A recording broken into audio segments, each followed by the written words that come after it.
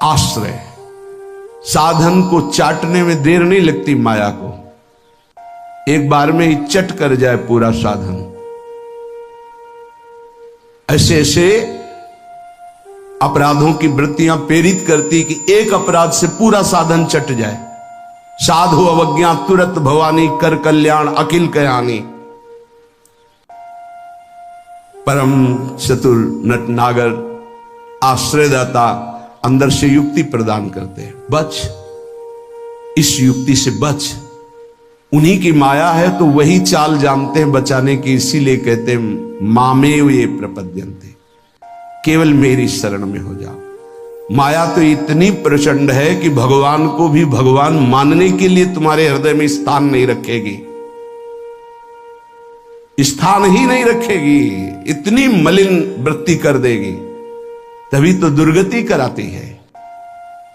अगर थोड़ा भी भगवान का आश्रय है तो भगवान उसे बचाते हैं, इस माया के तूफान से उसे बचा लेते हैं।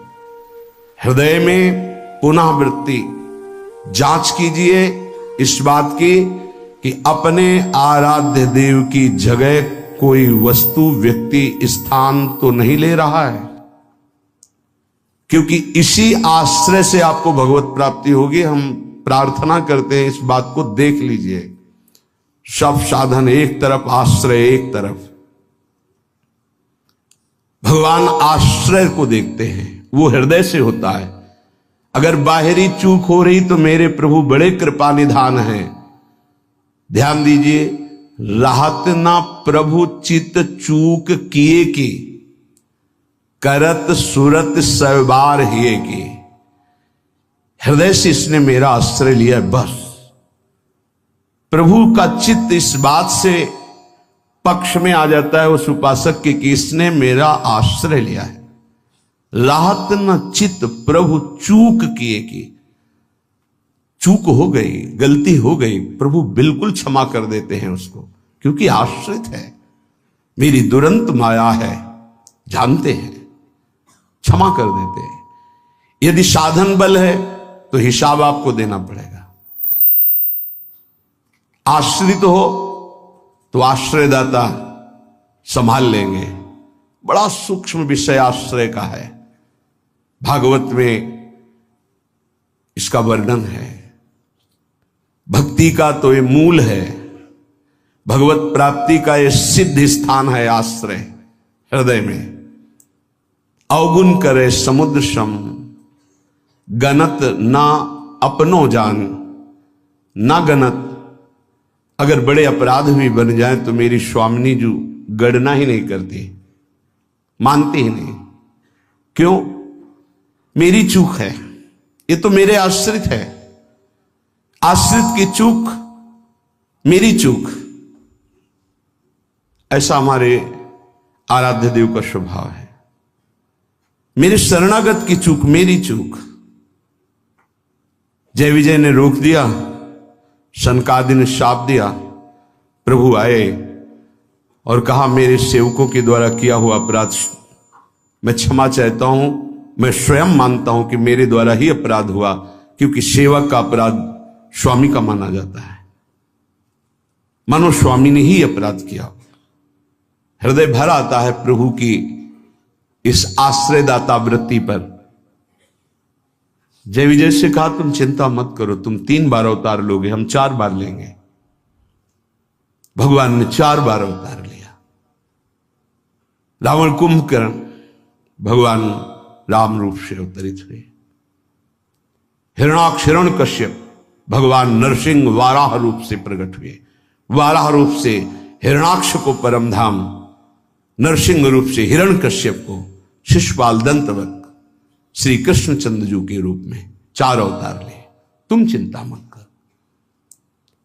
भगवद आश्रय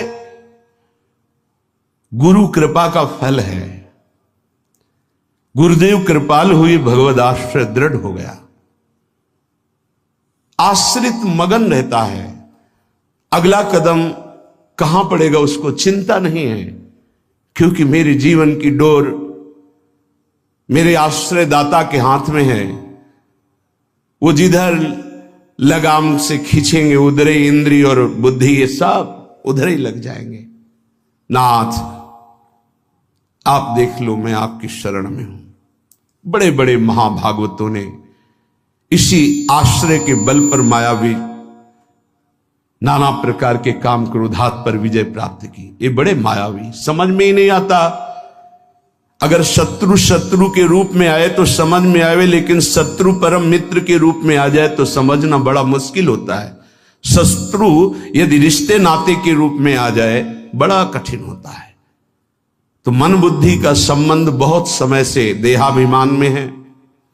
देहाभिमान में ही ये सब छुपे हुए विकार बैठे हैं, पता नहीं चलता। ऐसा लगता है हम निर्विकार हो गए, पर विकार छुपे हुए सूक्ष्म रूप से रहते हैं, अवसर आने पर प्रबल हो जाते हैं। इसलिए उपासक आश्रय। देवर्षि नारद को प्रचंड माया का भगवान से प्रेरित होकर आक्रमण करना, मोहित हो जाना, बिल्कुल तन्मय हो जाना, पूरा प्रसंग में ध्यान से सूक्ष्मता से देखिए। वो कह रहे इस समय कोई साधन भजन नहीं होगा, बस मुझे ब्याह करना है। लेकिन उस समय भी आश्रयदाता की स्मृति नहीं गई। ये आश्रय जोर का होता है। विचार किया कि मेरा हितैषी कौन, बोले हरि। ये महाभागवत की स्थिति को बार बार प्रणाम है कि ऐसी प्रचंड माया के बीच में भी आश्रय नहीं भूले और एकांत होकर पुकारा, प्रभु पधारिए, हरिए सामने। कहा नाथ हृदय से प्रार्थना करता हूं, जे ही विधि होए नाथ हित मोरा, करो सुबेगी दास में तोरा। बलिहारी है। ऐसी प्रचंड मलिन माया के आक्रमण में भी अपने स्वामी को नहीं भूले, आश्रय हृदय में बहुत जोर का। तो स्वामी ने कहा जे विधि हुई है परम हित। तुम हित की बात कहते हो? नारद, मैं अपने भक्त को कभी पतन के मार्ग में नहीं जाने देता, चाहे जितना उसका उपहास कराना पड़े, विरोध कराना पड़े, मैं ये सब सह लूंगा। मेरे भक्त का उपहास हो रहा है, निंदा हो रही है, अपमान हो रहा है, पर मैं उसे पतन के गर्त में नहीं जाने देता। जाओ, जे विधि हुई है परम हित, नारद सुनो तुम्हारा। तुम्हारा परम हित जिसमें होगा वही मैं करूंगा। और वही किया प्रभु ने, परम हित कर दिया। इसलिए आश्रय, आश्रित को किसी भी तरह से कोई भी परास्त नहीं कर सकता। खास बातें हैं। जहां किसी ने आश्रित को यह देखा कि इसमें तो ना तप है ना बल है, तो वो ये नहीं देख पाया कि आगे तो आश्रित दिखाई देता है, लेकिन गोद में बैठा है आश्रयदाता की। 5 वर्ष के प्रहलाद जी का चमत्कार कोई साधन भजन नहीं था। 5 वर्ष की तो आयु है, क्या साधन भजन है? गुरुदेव देवर्षि नारद ने आश्रय पुष्ट करा दिया गर्भ से ही। इतना जोर का आश्रय है कि इतनी भयावह परिस्थितियां आने पर भी मन डगमगाया नहीं। मेरे हरि हैं ना, मेरे हरि हैं, मैं उनकी गोद में हूं, वो कण कण में है। क्या दिव्य आश्रय! इसीलिए सारी दिव्यता प्रहलाद जी के जीवन में पाई गई। गुरुदेव नारद जी से पहले उनका स्मरण होता प्रहलाद, फिर नारद। प्रहलाद नारद पराशर पुंडरीक व्यासंबरी सुख सौनक भीष्मदाल ध्यान। सबसे पहले भक्तराज प्रहलाद जी का नाम, क्योंकि 5 वर्ष की अवस्था में निष्काम धर्म की चरम सीमा में आश्रय की भारी स्थिति में प्रहलाद जी को पाया गया।